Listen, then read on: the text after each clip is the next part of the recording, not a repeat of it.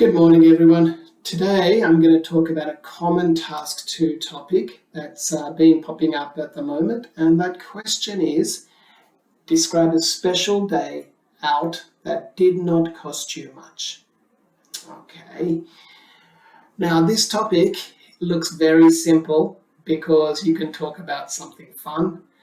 But of course, it's difficult to bring it back to your work situation, which means that it may be a little bit difficult to use that high-level professional vocabulary that we are used to. So instead, what I'm going to try to do is bring out some new, interesting, high-level phrases that will help you with these casual topics.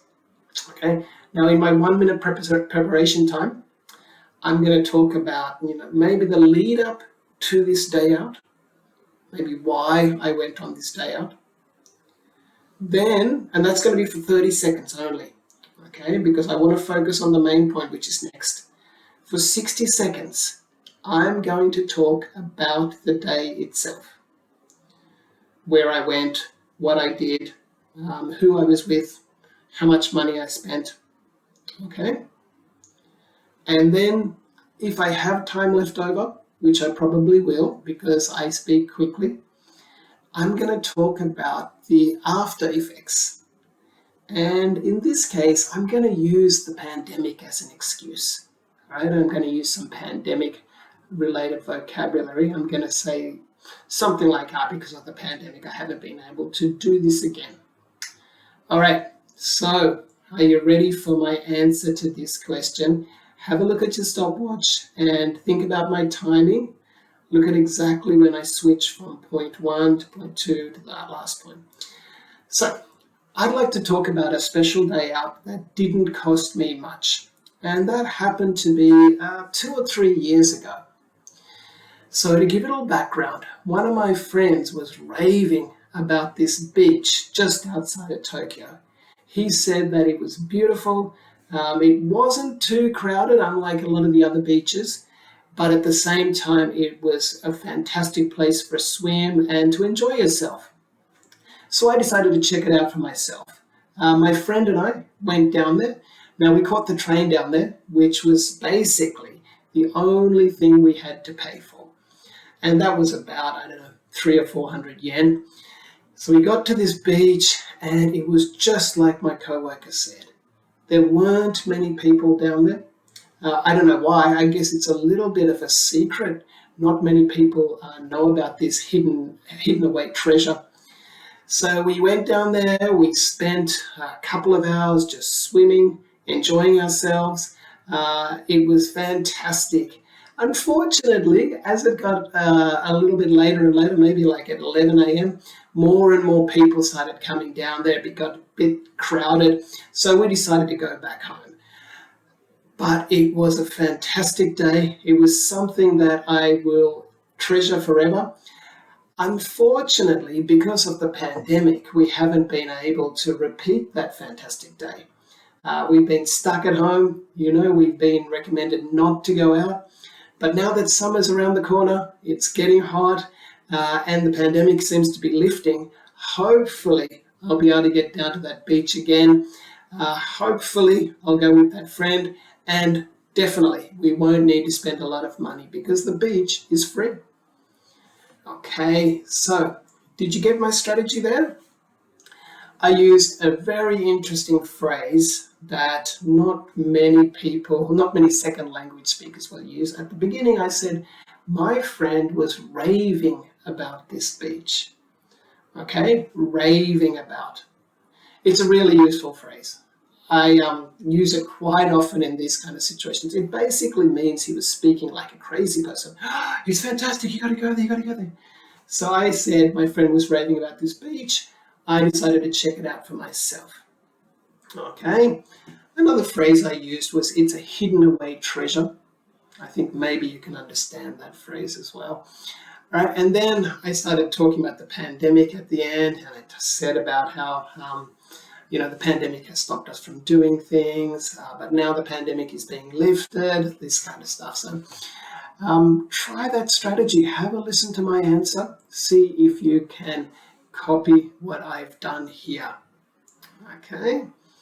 All right, then let's go to the task 3 for this question, which includes the first question. Do people like to spend their leisure time out in your country? Do people like to spend their leisure time out in your country? All right. Now, it may be a little bit confusing, this question. So, of course, if it's confusing, you always say, would you mind repeating that? Okay, don't be afraid. Say that. All right. So, do people like to spend their leisure time out in your country? Answer quickly. All right. So, just use a short first answer. Yes, they do. Or, no, they don't. Okay. Start with that and then go into more detail. All right. Now, one thing I'm going to do, and once again, I'm going to use the pandemic, I'm going to say this phrase. If you had asked me this question 2 years ago, I would have said yes. But because of the pandemic, people are forced to stay inside. You know, before the pandemic, Japanese people loved to go shopping or loved to go camping. But unfortunately, for the last couple of years, we've all been stuck inside. All right. So I'm using that kateho. All right. If you had asked me this question 2 years ago, I would have said yes. Or in the situation, I might say no. It's very easy. All right. Now, the next question. How do people spend their leisure time in your country? Well, that depends.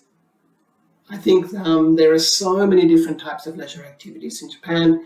People have many options. So yes, some people love to play sports. Many people love to play video games. Some love manga. They love to read Japanese comic books. Okay. So once again, I started with a very quick answer. That depends. Okay. Then I expanded. And one thing, even though the question says how do people spend their leisure time, I don't just focus on one point. I focused on 3 points. People play sports, play video games, read manga. Okay, I get to put other points in as well. But rather than just talk about one, I'm going to talk about a few. That makes it easier, I believe, rather than going into depth about one topic. Okay, now the next question. How does technology affect the way people spend their leisure time? That's an interesting question. I've never thought about that. But I guess, because of technology, people are prone to stay indoors and use YouTube or TikTok. But on the other hand, technology means we have a lot of information at our fingertips. So we understand many more options and we can go to places that are interesting. Okay, 2 things I did there. First of all, I said, that's a difficult question. I've never thought about that. Gives me a bit of time to think. Okay. Then I said the one side and the other side. Okay. Because of technology, people are prone to stay indoors. Okay. But on the other hand, we have a lot of information at our fingertips. Do you understand those phrases?